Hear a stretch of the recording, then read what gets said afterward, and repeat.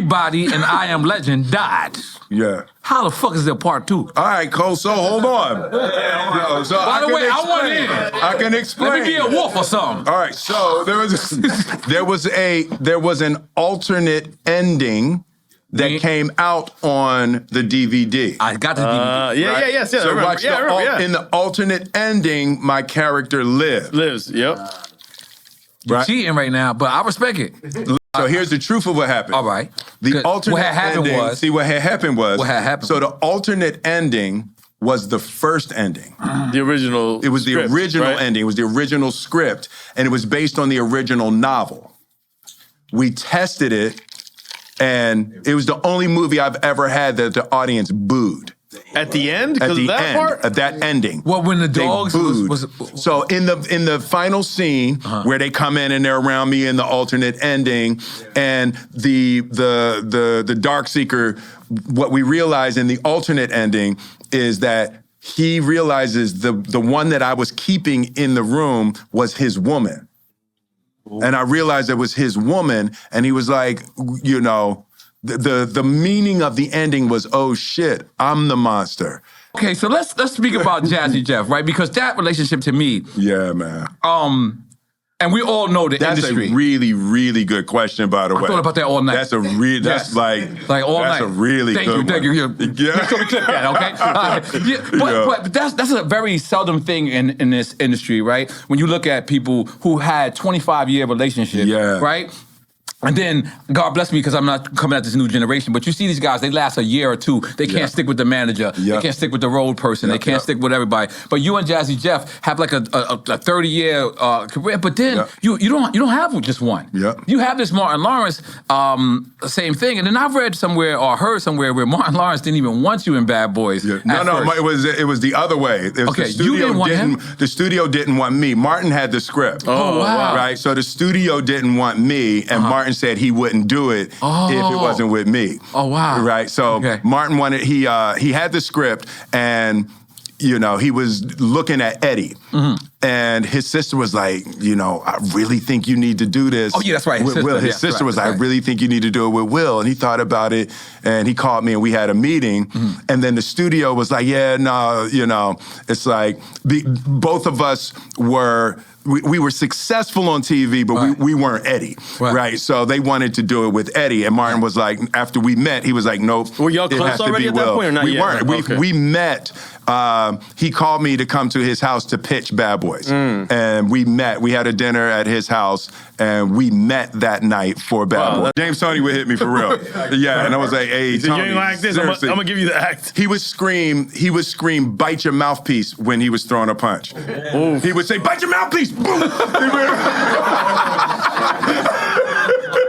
I'm thinking you playing. No, James Tony, James Tony was like, James, seriously, come on, man, come on, I gotta, he was, I don't work with no fucking actors. We fighters in here. You know, bite your mouthpiece, bang! So they acknowledged that they had the category, but they said they weren't gonna televise the hip-hop category. They weren't gonna televise it.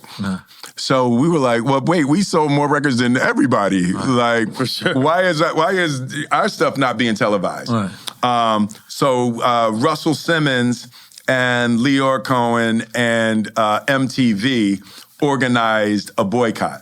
Okay, and you're not on Def Jam. I'm not on Def Jam, No, but Rush's right? management. Yeah. Rush management. Okay, makes sense. Okay, I just wanted to make it sense. Okay, Yeah. So I'm getting hyped. Continue. I'm sorry. So they organized a boycott. They said nobody's going. So MTV has a counter show that's going to boycott the Grammys. So we go, and 2 days before the Grammys, we find out that Kool Moe Dee has agreed to appear on the Grammys. I've been blessed, man. Immediately on the Fresh Prince of Bel-Air, I was with Quincy Jones. Right. That was his idea, right? That was So Quincy Jones. It was about him, correct? It was Benny Medina. Benny Medina was with Quincy Jones. Benny Medina was an A&R exec at Warner Brothers. Who wound up being Records. J-Lo manager. And He was J-Lo's manager, and he had an idea. It was based on his life. So he went from Watts to Beverly Hills. Right. Wow. And Quincy changed it, From West Philadelphia. he changed it to Philly. He was like, "What's your rap name?" I was like, "Fresh Prince." He's like, "Okay, that's the character's name, Fresh Prince."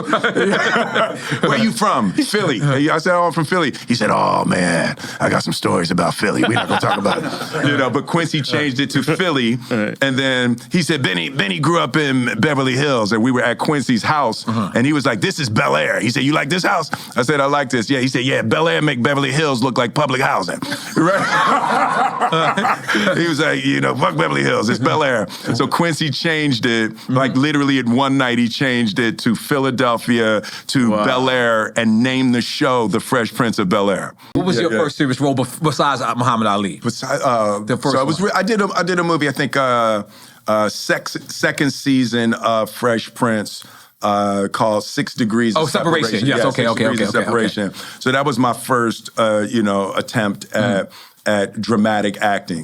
But on the Fresh Prince, really the father scene with Uncle Phil was like the first attempt at a real No dramatic... hood nigga want to watch that scene. No hood nigga. That make every hood nigga soft. Don't you put that scene on. Nigga be like, the toughest dude in the world. Be like, how come he don't want me, man? It's like, woo. That's damn. I just did it to myself.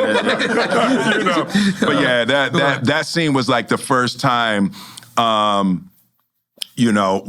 I was like looking to expand and be able to, hold a dramatic scene. And James, everybody on that show was like stage trained, like veterans, thespians, yeah. Is Carlton Banks gangbanging on I mean, just let us know. No, let me tell you, that is one of the most committed comedic actors I have ever met. Nobody commits. Like he hasn't broke character. Yeah, like he did the method acting. When he goes, one of the, I really learned my comedic acting on the set of The Fresh Prince of Bel Air. Oh wow! And the thing that Alfonso does is like even when he doesn't like something, he always gives it 100%. His thing was like, let the writers see if you tank the joke and you don't give it all, they're gonna think that it didn't work because you sabotaged it. Mm. And he really taught me with that Carlton dance and stuff. Like when he goes, he goes, and it's like you can feel. The power and the fun of his commitment. It's funny because he commits so hard to the joke. Yeah, he's a unique breed. Okay. Listening to this album, I felt like you called everyone and everyone said yes. Mm-hmm. But I'm wondering if I'm wrong. Mm-hmm. Was there anybody that you called for this album and they were like, I'm busy or I'm in Costa Rica? No, there were, Costa Rica. There were a couple people who weren't sure about working with me. Really? Yeah, there were definitely a couple people who. Why they thought you was in hot water? Yeah. Okay. So they was like, we'll wait for the second round. We'll wait for the second round. Yeah, no, the boiling eggs bacon. We'll see. But it was actually that was new for me too.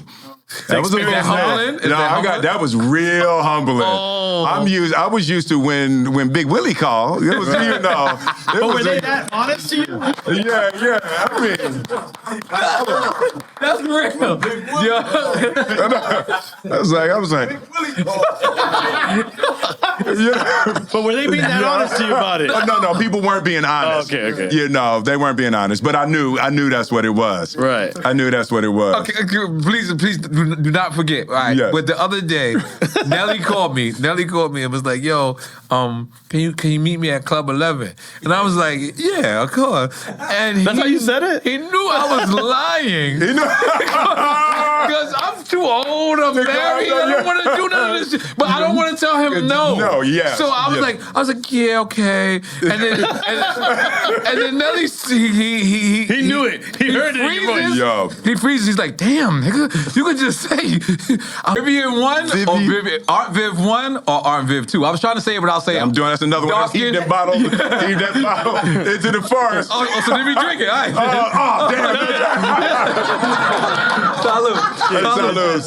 Salud.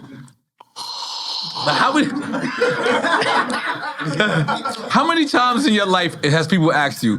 So it doesn't burn when you drink it? Oh, it burned the shit. I'm just trying to act hard in front of you. Like, you Will Smith, nigga. That definitely burns. All right, it's good. Okay. That's tasty though. Oh yeah, I like it. It's from the Alps of Japan. It's a very special place. I'm enjoying myself. That's the full setup. He researched the Alps in Japan. How many times have you been asked that question? Oh my God. Yeah. No, you know, it is.